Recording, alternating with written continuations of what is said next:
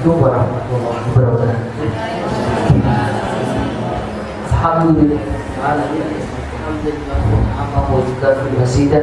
Asyhadu an la ilaha illallah wa asyhadu anna Muhammadan abduhu wa rasuluh. Allahumma shalli ala sayyidina Muhammadin al-Fatih lima ughliqa wal khatimi lima sabaqa nasril haqqi bil haqq wal hadi ila siratal mustaqim wa ala alihi haqqa qadrihi. Baik, para ustaz, para sesepuh, Bapak Ibu yang saya hormati, alhamdulillah pagi ini saya bisa merasakan di Madura. Saya punya mertua itu Madura, dan istri kayak aslinya itu daerah Bangkalan, apa Sumber, daerah Sumber. Saya belum paham dekat sini ya. Sumbersari. Sekali saja, tapi lupa saya daerahnya masih asli, yang Madura asli, yang daerah masuk ke dalam. Baik, Bapak Ibu yang saya hormati, sebelum saya mulai, ini saya senang ini, alhamdulillah datang ibu-ibu, karena memang materi ini yang lebih pas adalah ibu-ibu, ya. Dan saya banyak menangani beberapa klien pasien itu ya rata-rata ibu, khususnya yang berhubungan dengan anak. Ya, sebelum kita mulai, saya bisa minta izin biar Bapak Ibu kamu nyaman, boleh kayak sholat. Tidak sakit lihatnya. Ya, nanti karena saya akan menjelaskan lewat tulisan. Ya, sholat. Insya Allah akan lebih nyaman nanti. Mulai dari saya ini memang penting untuk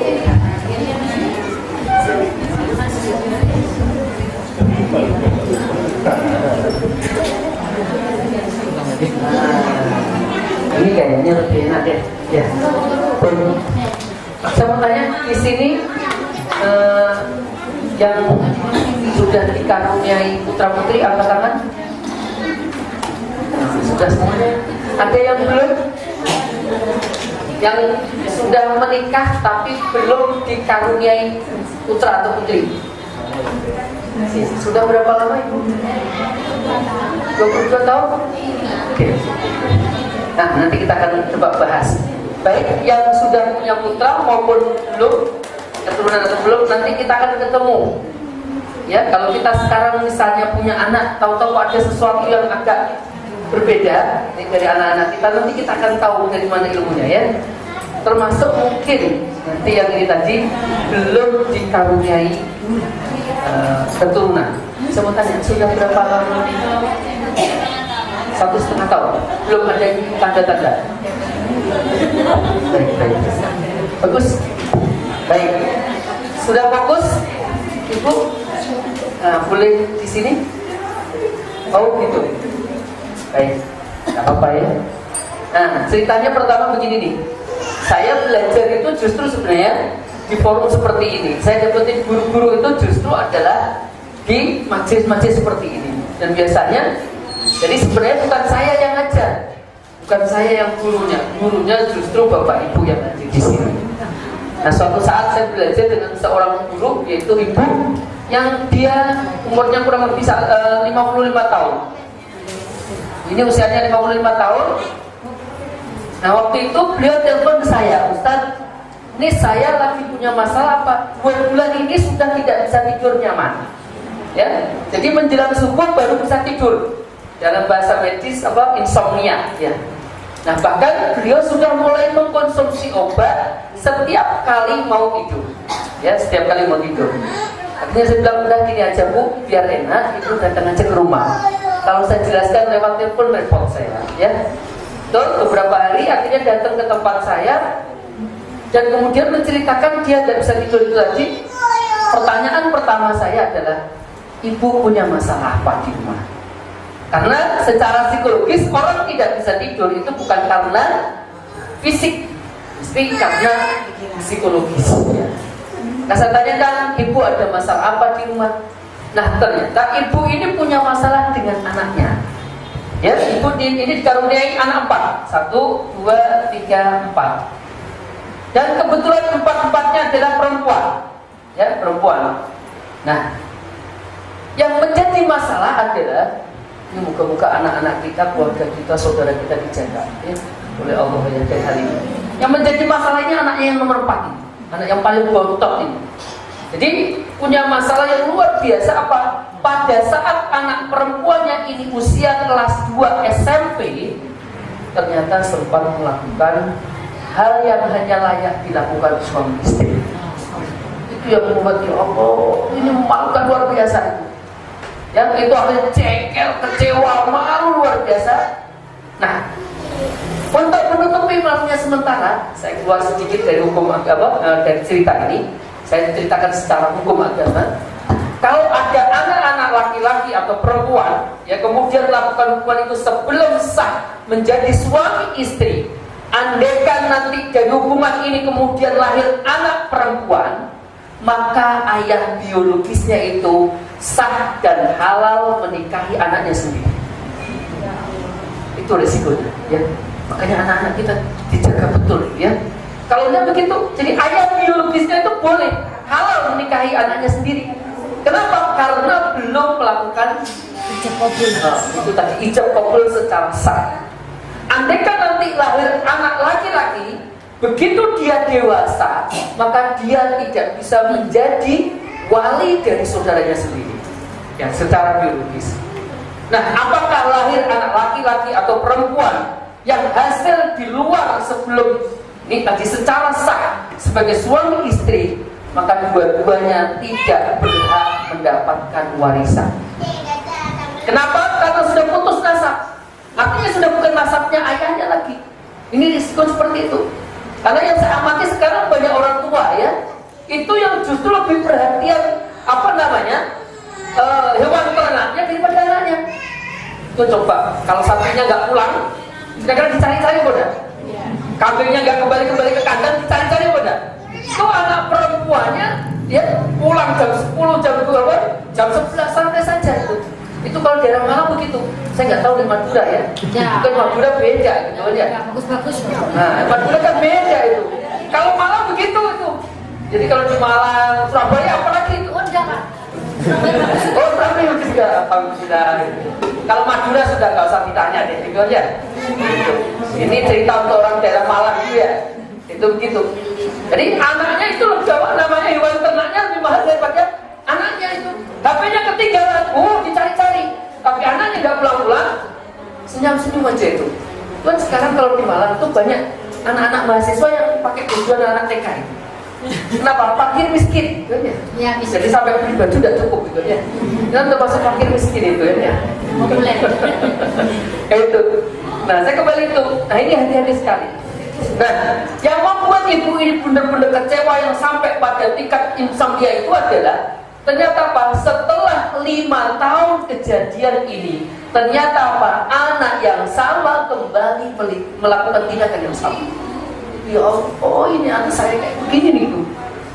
Gregetan luar biasa kata orang Jawa itu. Orang Madura apa gregetan itu?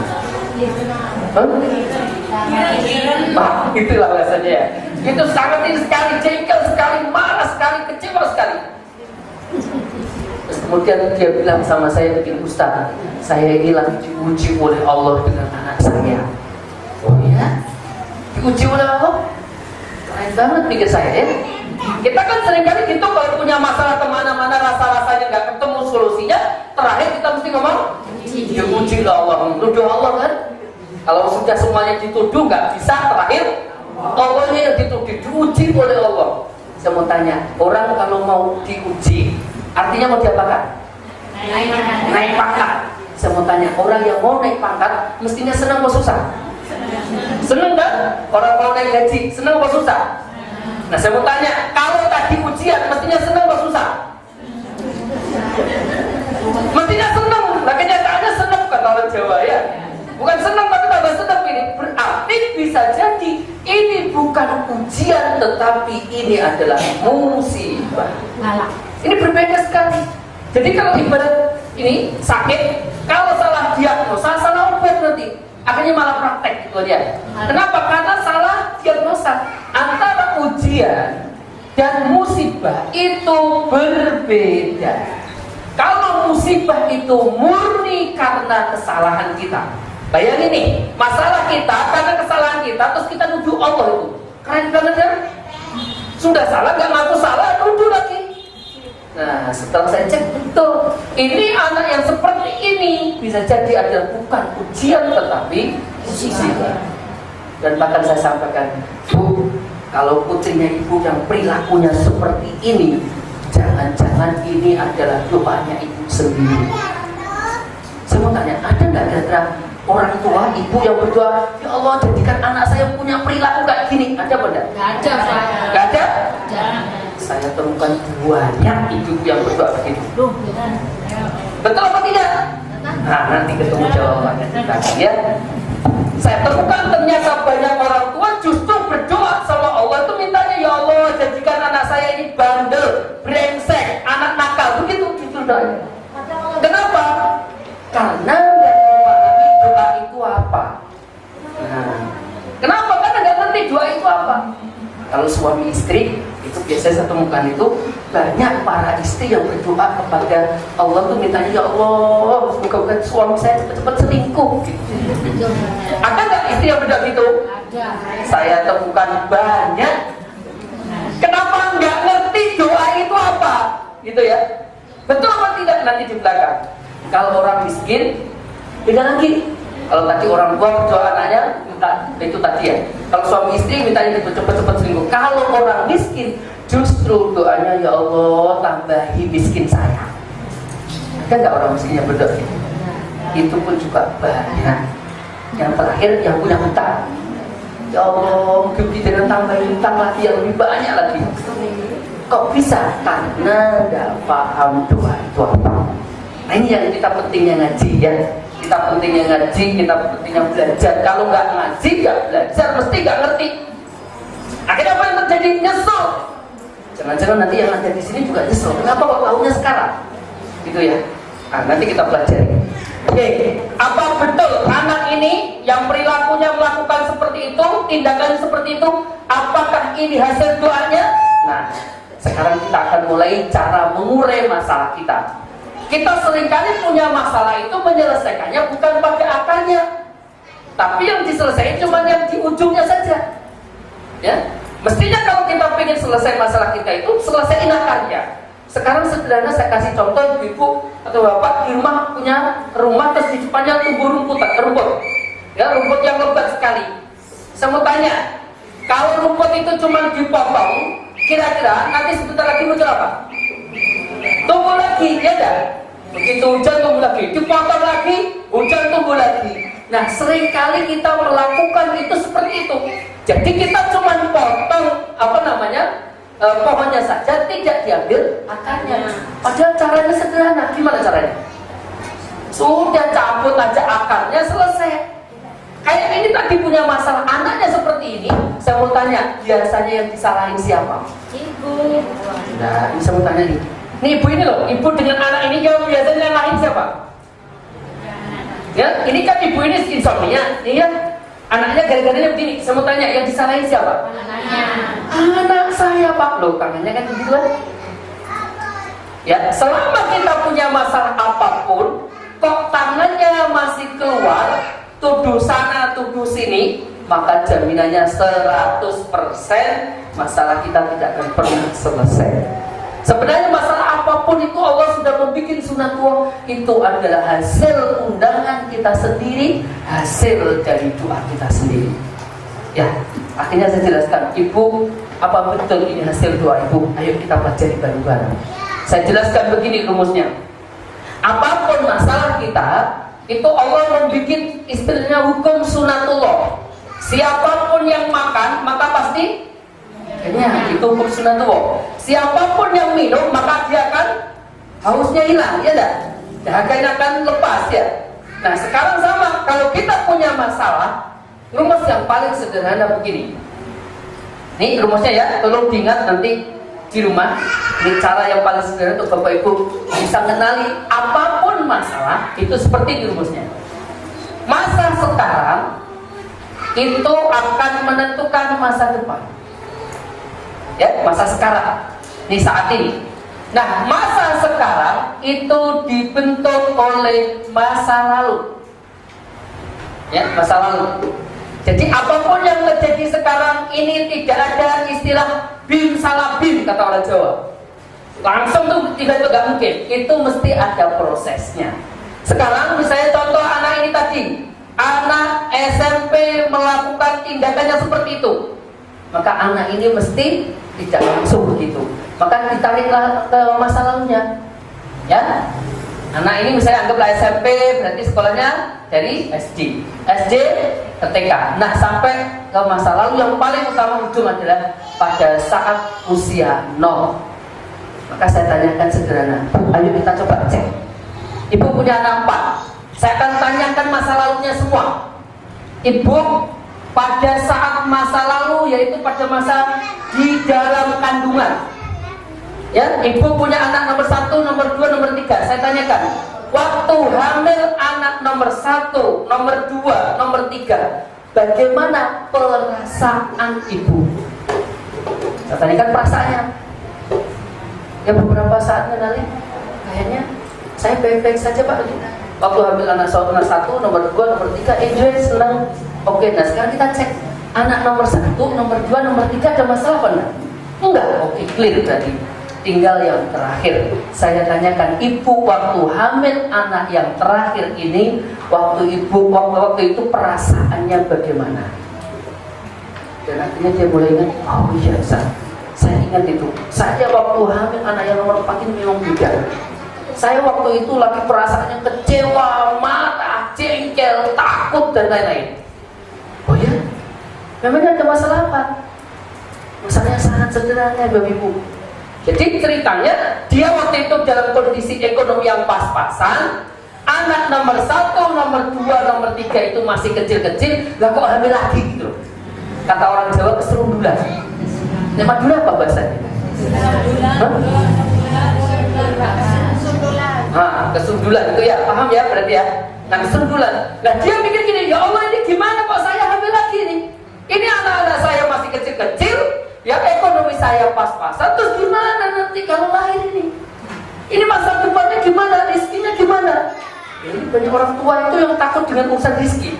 Padahal yang memberi rizki itu siapa? Allah. Orang tuanya yang memberi rizki apa yang makan rizki? Yang makan rizki anaknya, yang memberi rizki apa makan rizki? Berarti anaknya sama ibunya sama apa enggak?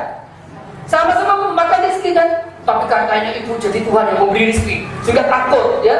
Nanti gimana? Apa sekolahnya, masa depannya? Nah, ibu itu juga gitu, karena belum ngaji. Kalau ngaji tentang rizki, enggak. Kalau tahu rezeki itu, dia bilang wahdan di tangan Allah semata. Jadi tenang, karena dia khawatir, takut tentang rezeki anaknya, dia mulai berpikir, udah kalau gitu daripada anak saya nanti lahir kehidupannya kekurangan, rezekinya nggak jelas, udah kalau gitu saya gugurkan saja. Saya mau tanya, ketika ibu ini ingin menggugurkan, berarti di dalam hatinya menghendaki apa tidak? Nggak menghendaki, walau tidak diucapkan. Nah betul, akhirnya dia pun sampai sempat bertindak, melangkah mau ke satu tempat untuk digugurkan. Ya, dia cerita, saya sudah sempat naik angkot, di dalam angkot itu mulai mikir, ini saya gugurkan apa tidak? Kalau saya gugurkan nanti saya berdosa, tapi kalau nggak saya gugurkan gimana masa depan anak saya ini? Di dalam angkot itu konflik luar biasa, kemudian akhirnya dia mulai memutuskan, udah kalau gitu saya nggak jadi gugurkan. Tapi saya mau tanya, ibu ini sudah berniat menggugurkan apa tidak? Sudah, kenapa? Karena dia sudah bertindakan itu. Berarti dalam hatinya menghendaki apa tidak? Nah, ketika dia walaupun tidak diucap ini, ibu ini tadi ngomong sebenarnya, nah ibu nggak menghendakimu ya. Maka subhanallah, begitu anak ini lahir, anak perempuan yang nomor 4 ini, perilakunya mulai anak-anak itu unik. Katanya ibu ini Pak Ustaz, ini anak saya nomor 4 ini, setiap mau saya kloni, ya, itu tidur dia kan sama ibu deket kan, itu katanya dia angkep, nggak enak. Jadi anak ini nggak pernah kerasan di rumah. Nah sebenarnya pada saat SMP kelas 2 itu sebenarnya sedang ngasih tahu pada ibunya, Bu, inikah yang dulu engkau tidak kendaki? Bukankah ini anak yang engkau tidak kendaki? Tapi ibunya masih belum paham. Maka 5 tahun setelah kejadian itu pun dia membuktikan kembali, ini loh, ini kan dulu ibu yang gak kendaki. Subhanallah. Tuh hati ibu yang di dalam tadi, walaupun anaknya tidak bicara, hatinya sudah connect. Saya mau tanya yang paling sederhana, anak-anak ketika di dalam kandungan, asupan makanannya dari siapa? Dari ibunya. Lewat mana? Ya, jelas lewat mulut. Maksudnya masuk mana? Anak ini makanannya lewat mana? Plasenta, ya enggak? Apapun yang dimakan ibunya mesti masuk ke anaknya lewat plasenta, ya. Itu secara fisik, secara jasmani, secara rohani, apapun yang dirasakan ibu, maka itu juga akan sampai ke dalamnya. Jadi sebenarnya perilaku anak itu sudah mulai dibentuk sejak kapan? Sejak di dalam kandungan.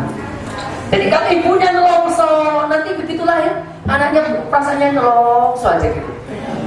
Gitu, ya. Kalau nggak percaya dicek gini. Satu saat saya punya tim dokter, ya. Saya biasanya pelatihan 2 hari itu saya ngejak tim dokter saya. Dan satu hari dapetin pasien datang, ada suami istri bawa anak 6. Nah, begitu konsultasi ada yang unik. Ini anak perempuannya kok kayaknya agak beda gitu. Jadi matanya agak beda gitu. Akhirnya saya punya tim dokter ini tanya sama si ibu, Bu, saya mau tanya, dulu ibu waktu hamil anak ini mungkin pernah jalan-jalan ke pasar atau di mana, terus ketemu orang yang kayaknya wajahnya mirip kayak gini, terus ibu perasaannya, kayak gitu ya, ini perasaannya gak enak. Katanya ibu, enggak dong, saya nggak pernah ngerasa gitu. Oke, kalau mungkin nggak di pasar, ada nggak mungkin saudara dekat, entah apa, ayah, orang tua, atau siapapun yang kayaknya kayak mirip dia? Dan ibu nanti, enggak, saya nggak lihat itu. Oh ya sudah, gini aja deh. Nanti pulang malam hari direnung-renung, coba dilihat, diingat-ingat, ada nggak orang yang kayak gini? Betul, habis itu pamit. Beberapa saat pamit balik lagi, terus bilang, Dok, mohon maaf, kunci mobil saya ketinggalan, katanya dia. Sebenarnya kuncinya bukan ketinggalan, sengaja ditinggal. Kenapa? Karena tadi mau ngomong gak enak, ada siapa? Ada suaminya. Gitu. Nah, terus saya bilang, Dok, sebenarnya tadi kuncinya gak ketinggalan, saya mau ngomong gak enak. Kenapa? Ada suami saya. Ya, memangnya kenapa? Iya Dok, saya tadi renung-renung itu betul. Apa yang disampaikan dokter tadi betul.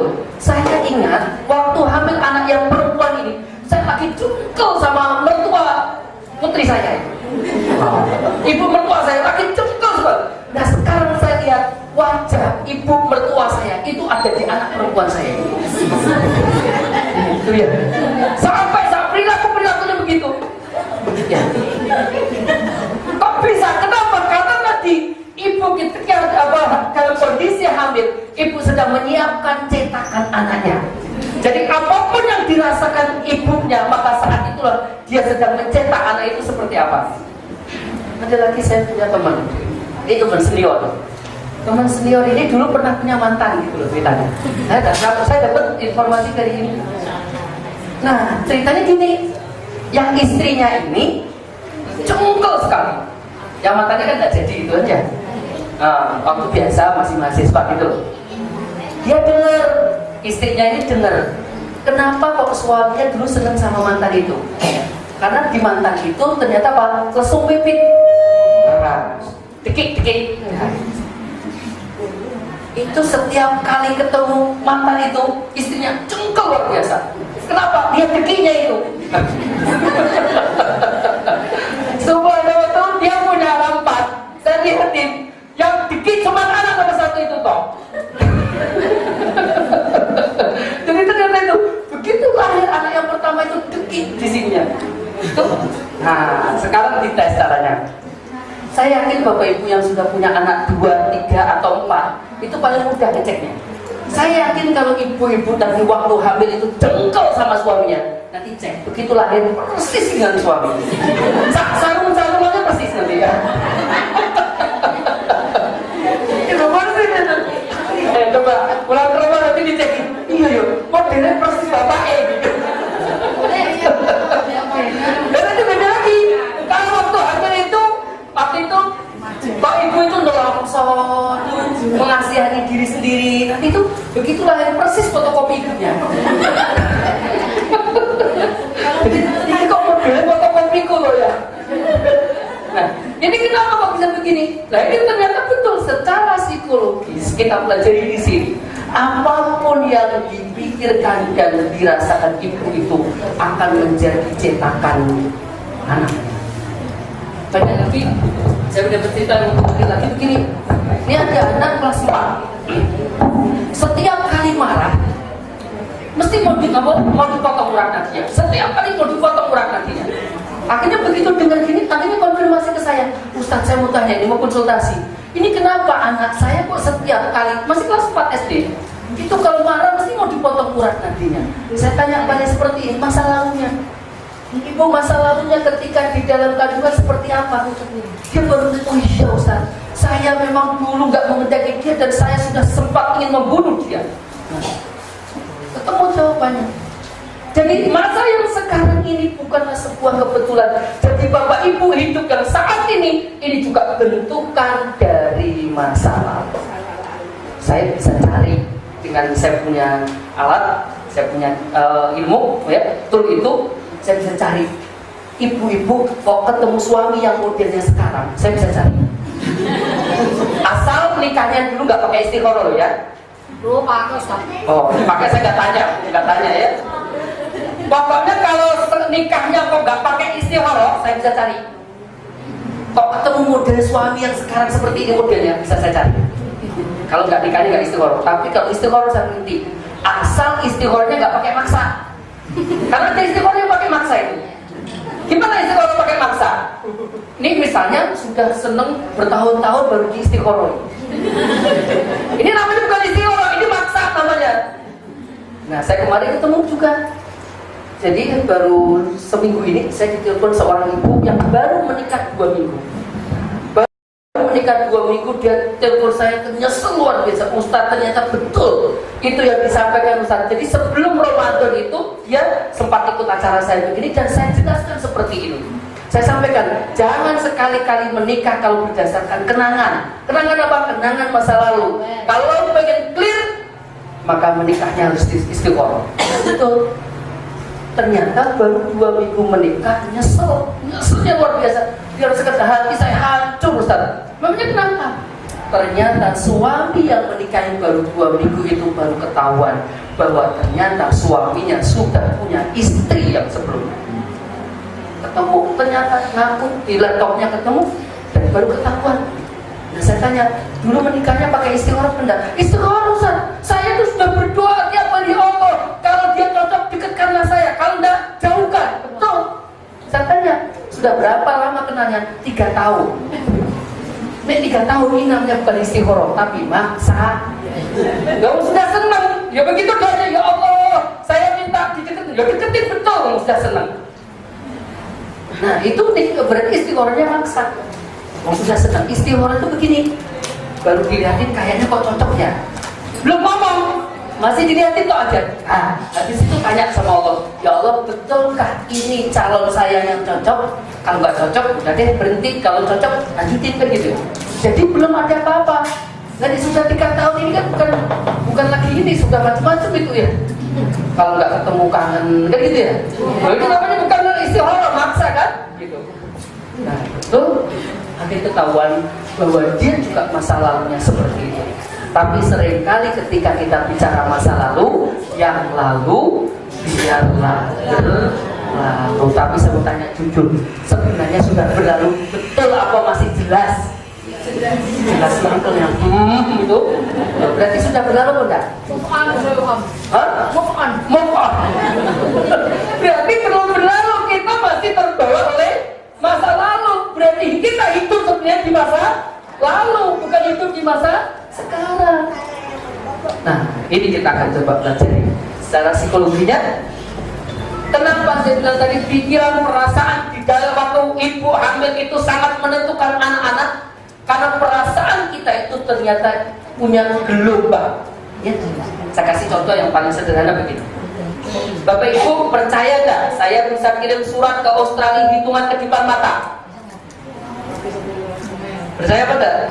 Kirim ke Amerika surat, nggak pakai lama, kedipan mata sampai kayak apa jadi freak itu kan sampai aja. Percaya apa enggak? Percaya apa enggak? Hari ini nggak percaya. Siap. Ini loh, saya kirimin. Sampai apa enggak? Nah, kira-kira kalau belum ada HP, belum ada internet, saya ngomong gini, percaya apa enggak? Wah, ini mesti kayak nih. Ya. Padahal Allah itu sudah bikin hukum di alam semesta itu mesti ada berpasangan. Ya, mesti ada yang nampak, ada yang tidak nampak. Ada laki, ada perempuan, ada jantan, ada betina, ada kaya, ada miskin, mesti berpasangan. Yang tunggal itu cuma Allah, ya kan? Termasuk di dalam diri kita itu Allah bikin ada yang jasmani, ada rohani. Nah, bahasa saya tadi kalau kita kirim surat pakai, kan selama ini kita percaya kalau kirim surat itu pakai surat kan nggak pakai kantor pos aja. Nah, kalau kita kirim surat ke kantor pos itu berarti pakai level benda namanya, atau yang nampak. Tapi kalau kita kirim pakai SMS itu kirim pakai yang tidak nampak. Di dalam diri kita juga ada dua itu. Yang nampak ini. Kalau kita kirim surat cuma sampai sini loh, ya. Tapi ada yang powerful yang di sini yang nggak kelihatan. Tuh SMS itu bisa menembus ruang dan waktu, ya enggak? Tuh bisa nembus ini kan? Bisa nembus negara kan? Nah, di dalam diri kita itu juga ada yang bisa menembus sampai manapun. Tidak dibatasi ruang dan waktu. Di mana? Ada di jantung kita dan di otak kita. Di sini yang mudah disebut dengan perasaan dan di sini yang mudah disebut dengan pikiran. Nah, perasaan kita ini jauh lebih gede powernya. Jadi apapun yang kita rasakan dengan siapapun, maka saat yang sama sampai dimanapun. Nih perasaan kita kayak gitu. Begitu dikirim anak kita, misalnya, nih kuliah di mana, misalnya di luar negeri, misalnya ya, atau di luar kota. Walaupun ibu tidur, ya, walaupun anaknya tidur, maka apapun sampai. Nah, gampang cara ngeceknya. Ini kalau punya anak mondok. Kalau pengen anaknya gak kerasan, gampang caranya. Dirasani. Praktekin aja. Mesti anaknya nangis aja itu. Tidak peduli mahasiswa. Ya. Kalau ibunya ngerasain, mesti pengen pulang terus. Saya kemarin punya santri baru. Anaknya gede. Baru 3 hari minta pulang. Saya cekin ini ada apa ini? Kok kayaknya tiap hari enjoy, enak. Ternyata apa? Ibunya ngerasani di rumah itu. Nah, kalau dirasani, mesti sampai. Karena pikiran perasaan kita tadi bisa menembus ruang dan waktu dimanapun dia berada sampai. Jadi kalau ibu merasanya nggak enak saat yang sama sampai. Saya ingat anak saya pertama kali itu yang masih TK, waktu itu saya taruh di pesantren. Begitu ditaruh pesantren dapat 3 hari, saya ditelepon, saya punya ponaan. Kebetulan di situ ponaan yang ngajarin ya. Ditelepon saya punya istri, ini isop ini dirasani ya. Ini awalnya 3 hari nangis saja. Akhirnya senyum-senyum istri, iya. Oh ya betul. Baik, sekarang diplongin. Sekarang begitu plong, sudah. Dia 10 hari kerasan. Bahkan diajak pulang nggak mau, saking kerasannya. Kenapa? Karena udah nggak dirasani lagi. Ibu kalau punya anaknya mau misalnya kuliah di mana, mondok di mana, kok ibunya di rumah ngerasa nih, mesti sampai. Karena perasaan kita itu kekuatannya seperti SMS. Dia sangat cepat, sangat powerful, dia sangat luar biasa, begitu ya. Nih, begitu. Ini perasaan kita. Nah, perasaan kita, Bapak Ibu tahu mesin fax? Waktu dikirim surat itu pakai mesin fax sampai kok enggak? Sampai. Tapi waktu dikirim kelihatan kok enggak? Enggak kelihatan. Nah, perasaan kita seperti itu, ya. Perasaan kita seperti itu.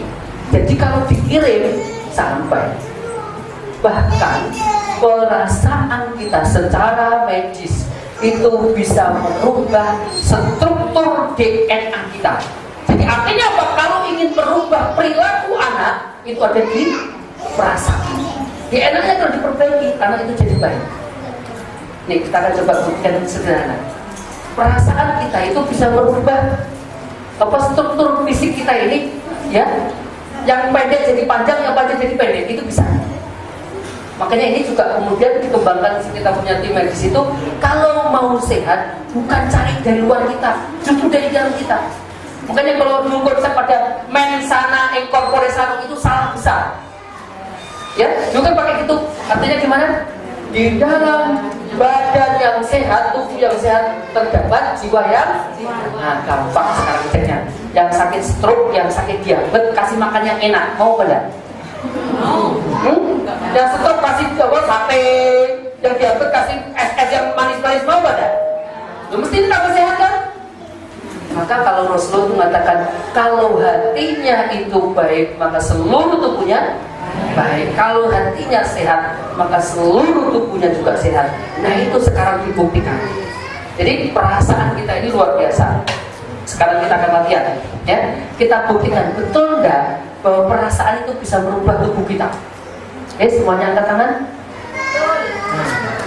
Oke, diangkat, digerain lebih cepat ke kanan ke kiri biar nggak masuk, kuatnya ada penampakan ya. Gerakan lagi. Oke, ikuti perintah saya ya. 1, ikuti perintah saya. 2, ikuti perintah atau instruksi saya. 4 kali. Gerakin ke atas ke bawah, lebih cepat lagi, pegang dagu. Dagu. Kok percaya diri sekali dong? Di sini ada guru bahasa Indonesia, tolong ya diedit. Kalau dagu itu di sini sekarang ya. Percaya diri. Aduh, dan nggak merasa bersalah Pak. Apa yang bisa kita ambil pelajaran Bapak Ibu? Anak-anak kita itu gak denger ininya. Ya. Ngomong ayo belajar. Ibunya nonton sinetron, nggak nyambung. Anak-anak itu lihat yang dilihatin itu ibunya nonton sinetron, apa belajar. Makanya saya setelah tahu teori ini, saya nggak pernah nyuruh anak saya belajar. Ngapain capek-capek nyuruh belajar? Ya enggak? Capek nggak nyuruh anak belajar? Oh capek, itu sampai menireng, tahu kata dia menireng gitu ya. Teriak-teriak tiap hari, aduh. Sederhana. Kalau anak mau belajar, kasih buku, baca, selesai. Itu anak saya kalau ujian tambah sajak main-main. Nggak belajar tambah. Anak saya itu tidak pernah ikut privat, tidak pernah ikut kursus, tidak pernah ini. Pokoknya ujian dulu, seneng-seneng gitu. Coba ibu sekarang itu aja. Ayo belajar, ibunya tidak pernah belajar. Tidak nyambung gitu ya. Jadi lihat ibunya, itulah. Baik, sekarang gini, angkat lagi, tenang aja ya. Nggak akan itu lagi Bu ya, jangan trauma ya. Oke, sekarang Bapak Ibu lihat di sini. Kanan kirinya mesti ada garis. Ya enggak? Garis ini ya. Caranya begini. Garis ketemu garis, dilihatin gini. Nah, dilurusin. Nah, terus ditutup plek. Nah, ditemuin begini. Ya, ketemu begini. Nah, rapat. Sekarang Bapak Ibu cek jari tengahnya. Antara jari tengah kanan dan kiri. Ada yang lebih panjang, lebih pendek, ada yang sama. Oke. Sama maupun tidak sama jangan komplain, ya. Sudah dikasih masih komplain. Udah? Ketemu? Oke. Bagi jari Bapak Ibu yang jari tengahnya sama, nanti kita akan bicara dari hati kita. Pakai yang tangan kanan atau kiri boleh karena sama, ya. Pokoknya jari tengahnya sama, ya. Nanti diajak ngomong dan mati ikut saya caranya ngomong nanti ya. Bagi Bapak Ibu yang jari tengahnya tidak sama, ada yang panjang, ada yang lebih pendek, bicara dengan jari yang lebih pendek. Oke, sebenarnya yang jari lebih pendek angkat tangan. Jarinya yang jarinya nggak sama, yang jari nggak sama, jari tengahnya. Oke, yang nggak sama. Pilih kanan kiri boleh, kalau nggak sama. Tapi kalau sama silakan, boleh kanan boleh kiri. Caranya gini, sudah tahu mana jari tengah yang mau diajak bicara? Tahu? Nah, sudah. Sekarang tangannya dilepasin. Lepas, taruh di paha. Oke, tarik nafas yang panjang. Dari hidung, lepaskan perlahan. Tarik nafas lagi. Lepaskan perlahan. Relax. Nah, sekarang tutup matanya beberapa saat. Tarik nafas, lepaskan perlahan, tutup matanya. bayangkan jari tengah mana yang Bapak Ibu mau ajak bicara. Sekarang bayangkan jari tengah itu, ya, bayangkan jari tengah itu dengan jelas. Nah, sekarang bayangkan, rasakan, ajak bicara dalam hati. Hai jari tengahku, aku minta kamu bertambah panjang. Bayangkan, rasakan, dibayangkan jari tengahnya. Kemudian ajak bicara dalam hati. Hai jari tengahku, aku minta kamu bertambah panjang. Rasakan, semakin lama semakin panjang. Rasanya ketarik, semakin lama semakin panjang, dan semakin panjang. Bayangkan, rasakan. Jari-jari tengah itu bergerak semakin lama semakin panjang. Rasanya ketarik, rek gitu, semakin lama semakin panjang. Oke, tarik nafas yang panjang, lepaskan perlahan. Bayangkan jari itu tetap semakin lama semakin panjang. Dan sekarang perlahan tarik nafas kembali, lepaskan perlahan. Bapak Ibu bisa perlahan membuka mata. Oke. Nah, sekarang kalau sudah dicek lagi. Dicek lagi. Ya. Dicek lagi gini. Dicek lagi gini, ditemuin lagi. Ada yang berubah? Aplaus yang luar biasa ini ya. Coba. Ada yang berubah lebih banyak daripada tadi? Nah. Siapa yang berubah angkat tangan?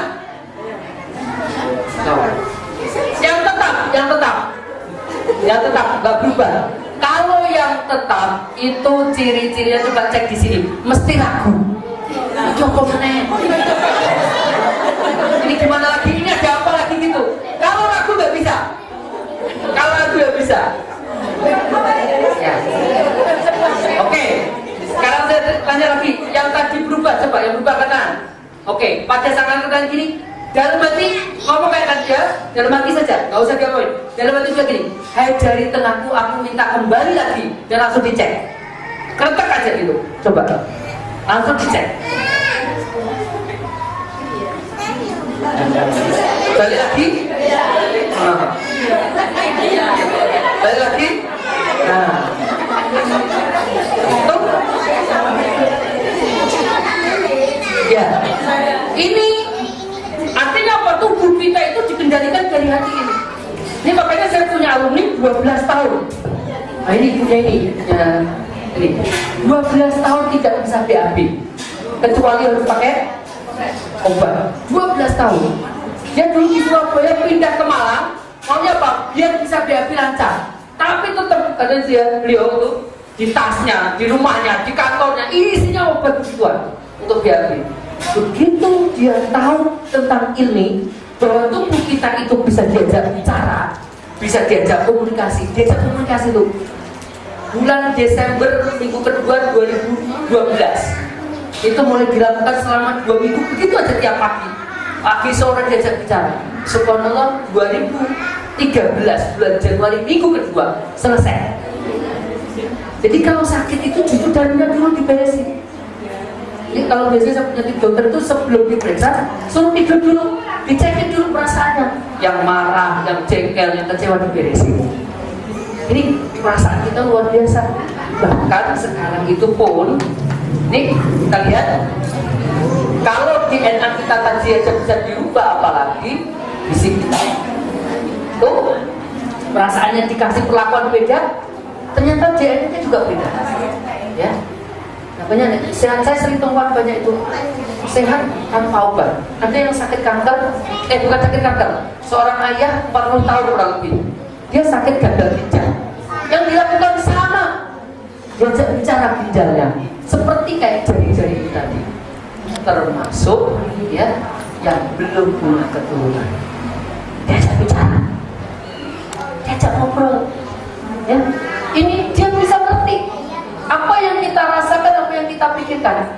Dan saya temukan nanti itu juga orang yang biasanya lama nggak dapat keturunan, itu juga dari doanya dia sendiri. Nanti di belakang saya jelasinnya. Tolong diingatin saya nanti kalau lupa. Ini diajak bicara. Jadi itu kita. Nah, kita ini dapat ajaran komunis di sekolah kita itu. Diajari apa? Dulu di sekolah diajari ada benda mati mati, ada benda hidup. Ya enggak? Itu benda mati, benda hidup itu ajarannya komunis. Dalam Islam enggak ada benda mati, itu enggak ada. Terus di Al-Quran disebutkan yusabbihu lillahi ma fis samawati wal ardh. Tuh, bertasbih apapun yang ada di langit dan di bumi. Berarti saya mau tanya, Papa tulis ini hidup apa mati? Hidup apa mati? Hidup. Untuk yusabbihu bertasbih. Tembok ini hidup apa mati? Hidup. Untuk yusabbihu lillahi bertasbih. Nah kemudian di sekolah kita diajari itu, sampai kemudian pun kita menyimpulkan tubuh kita ini adalah tubuh mati yang nggak bisa diajak bicara. Ini sel hidup. Jadi Bapak Ibu kalau tahu ular, itu biasanya kalau orang Jawa melungsungi ganti kulitnya. Itu kan biasanya beberapa bulan ganti kulit kan ya. Kita berapa bulan? Setiap detik. Setiap detik. Jadi setiap detik sel kita ganti. Orang yang sakit kanker itu, nah ini udah bersama. Bisa dikonfirmasi ya, orang yang sakit kanker secara medis itu dokter manapun itu tidak ada yang meyakini bahwa karena faktor dari luar, tapi karena faktor dari dalam. Jadi bukan karena virus, bukan karena bakteri, tapi karena sel sama selnya cakot-cakotan gitu. Ya, jadi bertekanan antar sel. Nah biasanya orang-orang yang perasaannya nelongso, prihatin, sedih, itu yang biasanya gampang kena itu. Kenapa? Karena setiap detiknya selnya ganti. Yang ganti apa? Ganti sel negatif. Akhirnya apa? Antara sel positif dan sel negatif cakot-cakotan. Itu begitu. Coba yang orang sakit kanker, biasanya fisiknya itu bisa kelihatan kurus gitu. Saya pernah menangis seorang profesor ya, guru besar salah satu perguruan tinggi negeri di Brawijaya. Suami istri ini ikut. Awalnya anaknya yang dibawa ke saya. Anaknya tadi ternyata tidak mau kuliah, ya, tidak mau kuliah. Terus kemudian perilakunya agak unik gitu ya, nelongsoan, anaknya tuh menutup diri gitu. Saya tanyanya nggak pada anaknya, saya tanya masa lalunya pada ibunya. Nah ternyata ibunya ini dulu waktu lahir waktu melahirkan anak yang ini waktu itu di Jepang. Nah suaminya waktu itu kerja di laboratorium, jarang pulang. Nah dia di Jepang sendirian, waktu melahirkan seorang diri, kemudian perasaannya nelongso aja. Apa yang terjadi? Anaknya lahir seperti dia yang dia rasakan, dan ibu ini pun juga ternyata divonis kena sakit kanker payudara karena perasaan ini. Ini pentingnya perasaan. Dan bahkan sekarang kalau Bapak Ibu nggak percaya, sekarang sudah ada alat untuk ngecek perasaannya Bapak Ibu galau atau enggak. Itu ada alatnya sekarang. Jadi pokoknya galau, alatnya ngecek nanti. Oh galau, itu kasih tahu dia. Kalau nomor. Iya betul. Jadi senang ada. Jadi alat ini ngasih konfirmasi. Itu alatnya gitu. Jadi ini kalau alat ini dipakai untuk semacam game itu kalau main sama anak-anak dijamin ini, walaupun sarjana S1, S2, S3, main sama anak-anak mesti kalah. Kenapa? Justru yang biasanya kayak kita ini banyak tagihan PLN, Telkom, banyak galau ya. Anak-anak enggak, begitu main senang menang gitu. Jadi permainannya asik gitu. Kayak main layang-layang, itu pakai software. Kalau begini, itu kalau perasaannya senang, layang-layang gede itu, naik di atas gitu. Tapi kalau mulai galau, itu nyungsep layang-layangnya, bikin ruang gitu. Ada sekarang teknologinya. Jadi ini scientific, bukan lagi itu. Ini yang kemudian saya pelajari, wisdom yang dibawa atau kebijakan yang dibawa oleh Wali Songo itu betul. Tuh Wali Songo dulu mbak kita kan bilang begini. Ini orang Jawa, saya nggak paham. Ini Maduranya gimana ya? Ini saya Jawanya paham. Jawanya begini. Sopo wonge sing jembar atine, jembar rezekine. Bahasa Maduranya ada lemah. Tak ngerti. Gimana bahasa Maduranya? Sampai. Itu. Tak ngerti kecam Madura ya. Jadi siapa yang melapang hatinya maka akan dilapangkan rizkinya. Betul itu. Orang yang bahagia tuh enak itu. Ternyata apa? Rizkinya bukan hanya duit, duitnya otomatis itu bahasa saya. sehat, mesti dia keluarganya enak. Kalau nggak percaya gampang, lihat orang yang punya burung walet, itu nggak mungkin di rumahnya gegeran. Itu biasanya punya walet itu di rumahnya suami istri itu oke gitu loh. Walaupun istrinya mekar, ngembang, itu tetap ayam gitu ya, seneng gitu kan ya. Saya lihat karena punya temen itu gitu, jadi kok asik tuh keluarganya. Akhirnya walet pun kerasan di rumah itu. Tapi coba kalau rumah isinya tanteng, oh itu ayam aja nggak kerasan, apalagi burung ya. Kalau rumah tangga ini kayak gitu, jadi perasaan itu ternyata gitu, perasaan luar biasa. Nanti kapan ya tes satu-satu ya, rasanya galau apa enggak, itu namanya konfirmasi ya, bukan aneh lagi. Baik, saya lanjutkan. Nah, oke. Gimana caranya? Nah, nanti dulu ya, sekarang kita lanjutin. Baik, itu tadi secara psikologi, secara sains begitu ya. Sekarang kita bahas secara agama, pemahaman agama. Betul apa tidak kalau ibu tadi punya anak yang seperti ini adalah hasil dari doanya? Betul apa tidak banyak istri yang berdoa itu suaminya tambah seperti itu? Ya mintanya. Betul apa tidak banyak orang yang terlilit hutang justru minta tambahan hutang? Kenapa? Karena tidak tahu ilmunya tentang doa. Nah, doa kita itu seperti apa? Bukankah Allah sudah menyebutkan ud'uni astajib lahum wa idza sa'alaka ibadi anni fa inni qarib. Ya, ketika ada orang yang bertanya tentang Allah, di mana Allah, maka katakan bahwa Allah itu dekat. Saking dekatnya, lebih dekat daripada min hablil warid, lebih dekat daripada urat nadi. Berarti Allah itu sangat dekat sekali. Berarti ngerti apapun yang ada di dalam diri kita. Tapi kemudian Allah sebutkan urusan doa, ud'uni astajib lakum. Kalau kamu minta, aku akan kasih. Nah, ayat ini tidak kasih informasi begini. Ya, kalau kamu minta baik, aku kabulkan. Minta buruk, nggak aku kabulkan. Nggak begitu. Pokoknya kamu minta, aku kasih. Gitu ya. Kamu berdoa, saya kabulkan. Cuma yang mungkin menjadi pertanyaan kita begini, saya ini sudah berdoa berkali-kali itu, tapi kok doa ini gak cocok tuh hasilnya. Ya benar. Ya Allah, saya minta rezeki yang luas, kok tetap seret aja rezekinya. Ya Allah, saya minta anak yang soleh, kok anaknya tetap bandel. Nah, pertanyaannya, ini Allah salah ngirim hasilnya atau ada cara doa kita yang belum tepat? Ternyata ketemu jawabannya ada di sini. Ini jawabannya. Kenapa doa kita kok tidak cocok hasilnya? Saya mau tanya, orang miskin berdoa minta kaya apa enggak? Oh, minta kaya tuh. Orang tua minta anaknya soleh apa enggak? Minta, tapi kenapa anaknya bandel? Suami istri minta nggak pasangannya setia? Minta, tapi kenapa kok justru selingkuh? Apakah Allah salah ngabulkan? Atau ada yang tata cara sholat, cara berdoa kita yang belum tepat? Nah, jawabannya ada di sini.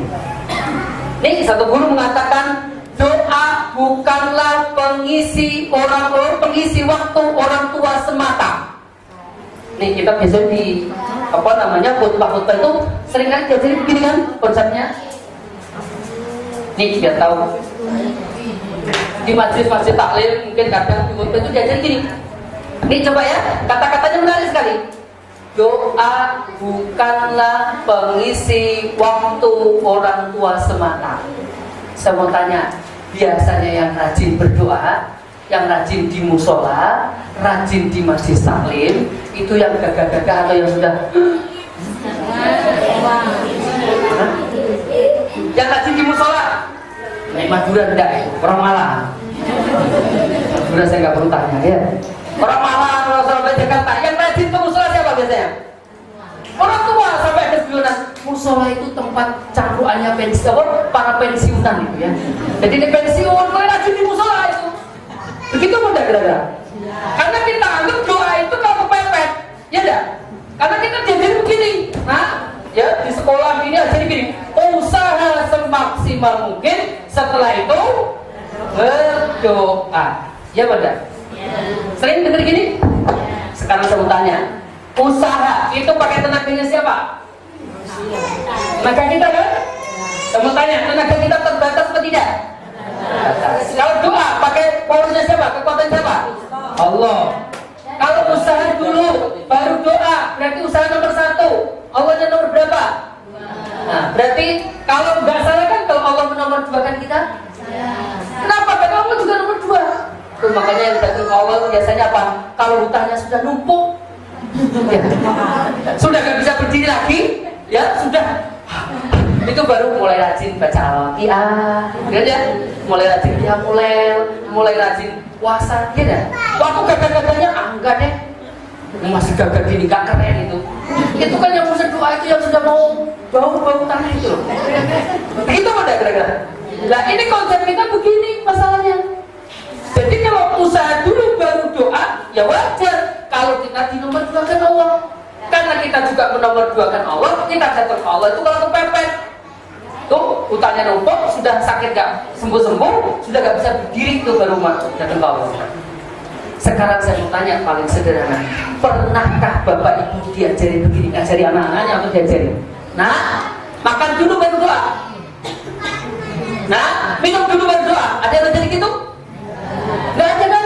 Semua ngajari doa dulu baru makan, doa dulu baru minum.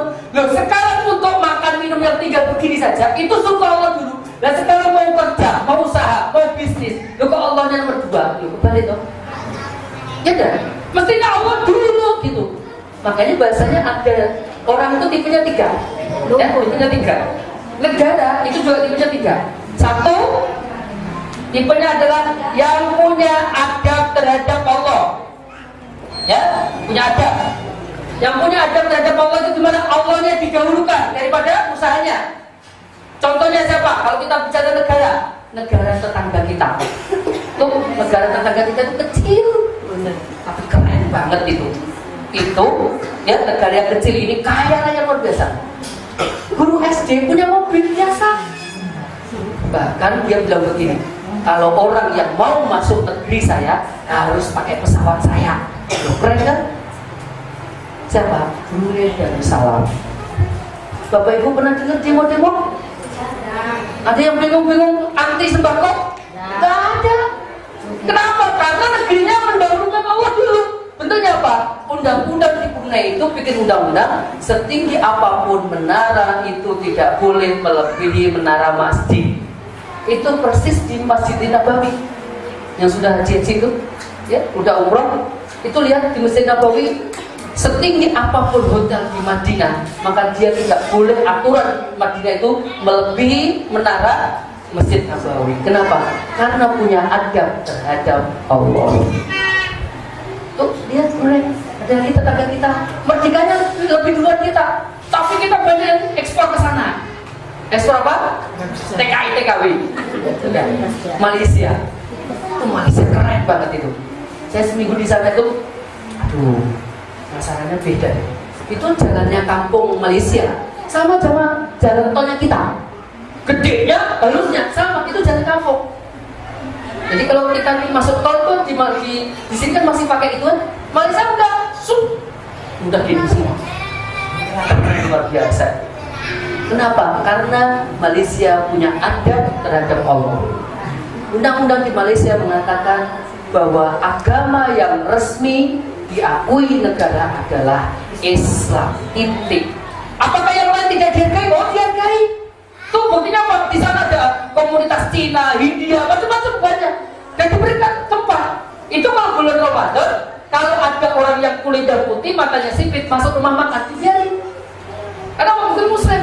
Tapi kalau ada yang kulitnya coklat, matanya berbinar-binar, kok masuk rumah makan, tangkep itu. Kenapa? Orang Melayu ini. Melayu juga puasa, tangkep. Untuk Malaysia keren banget.